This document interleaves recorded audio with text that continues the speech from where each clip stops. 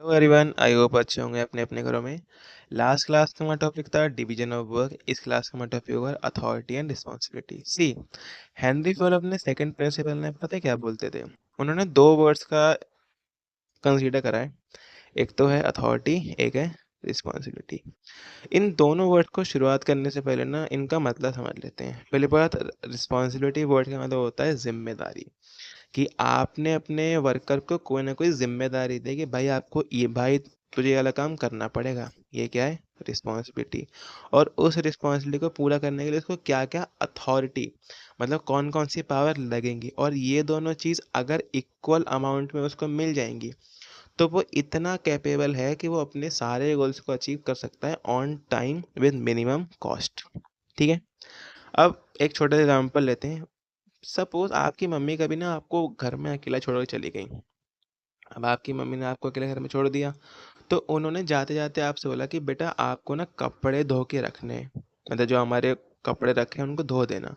तो जो ये कपड़े धोने को उन्होंने आपको बोला है, वो क्या है? आपकी रिस्पॉन्सिबिलिटी।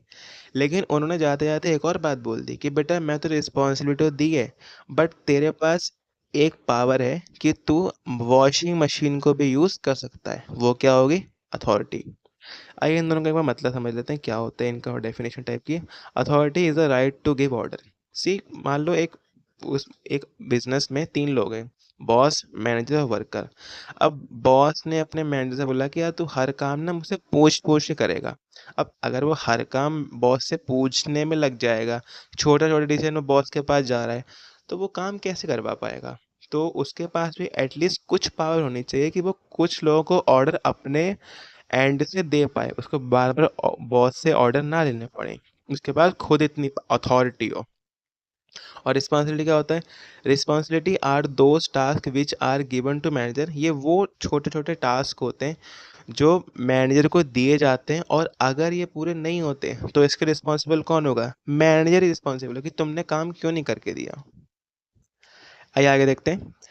इन दोनों का जो रिलेशन होता है, मतलब किस अमाउंट में हमको ये चाहिए, हमको रिस्पॉन्सिबिलिटी ज़्यादा चाहिए, अथॉरिटी ज़्यादा चाहिए? नहीं, हमको जितनी रिस्पॉन्सिबिलिटी आप दे रहे हो उतनी ही अथॉरिटी चाहिए। और इन दोनों का रिलेशन क्या है? इक्वल। जितनी जितने आप ऊपर जाते जाओगे, मतलब आप सबॉर्डिनेट हो, सुपीरियर जिस दिन आप बनोगे, आपकी रिस्पॉन्सिबिलिटी बढ़ेगी, आपकी अथॉरिटी बढ़ेगी।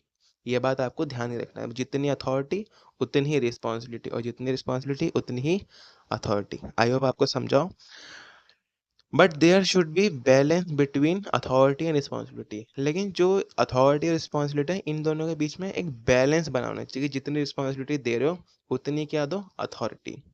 आगे देखते हैं। Every organization only focus on giving responsibility to the manager. हर ऑर्गेनाइजेशन पता है क्या ट्राई करता है? कि मैं अपने मैनेजर को बस काम पे काम, काम पे काम, काम पे काम, रिस्पॉन्सिबिलिटी रिस्पॉन्सिबिलिटी देता जाऊँ, but not give required authority to its manager. वो उनको उतनी पावर नहीं देते कि आप इतनी, ये मतलब आपको रिस्पॉन्सिबिलिटी तो मिल गई बट हम आपको उतनी पावर नहीं देंगे।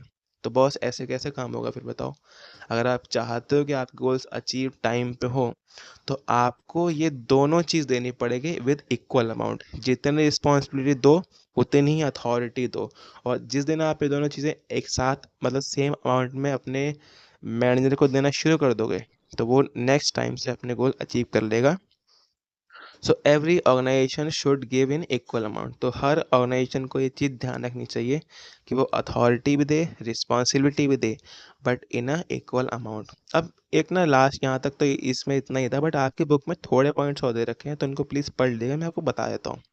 देखो कई बार पता है क्या होता है, अगर वो तुमसे पूछे कि अगर इनमें से कोई चीज़ ज़्यादा हो गई तो क्या होगा?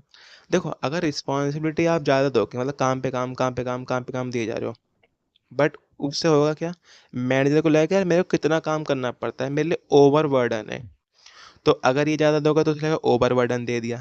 लेकिन अगर ये दे दिया तो वो उससे क्या लगेगा कि यार वो अपनी अथॉरिटी का मिस यूज़ भी कर सकता है, कि मैं जो मेरा जो मन में आएगा मैं वो करूँगा बिकॉज मेरे पास अथॉरिटी है।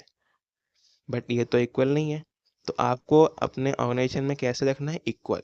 जितनी अथॉरिटी उतनी ही क्या होनी चाहिए? रिस्पॉन्सिबिलिटी, और इन दोनों को जिस दिन आप इक्वल अमाउंट में लेते चलोगे तो ऑर्गेनाइजेशन और ऑर्गेनाइजेशन का हर डिपार्टमेंट और हर वर्कर अपने गोल्स को अचीव करने में सक्सेसफुल होगा और टाइम पे अचीव करेगा। आई होप आपको मेरा ये वाला पॉइंट समझा होगा। हेनरी फॉल का सेकंड प्रिंसिपल था authority and responsibility. For better understanding आपको एक सजेस्ट है कि आप ना बुक का रेट ज़रूर लगाना, और मिलते हैं नेक्स्ट क्लास में। तब तक के लिए इतना ही, और आई होप इसके आपको अच्छा लगा, तो please like the video and share it.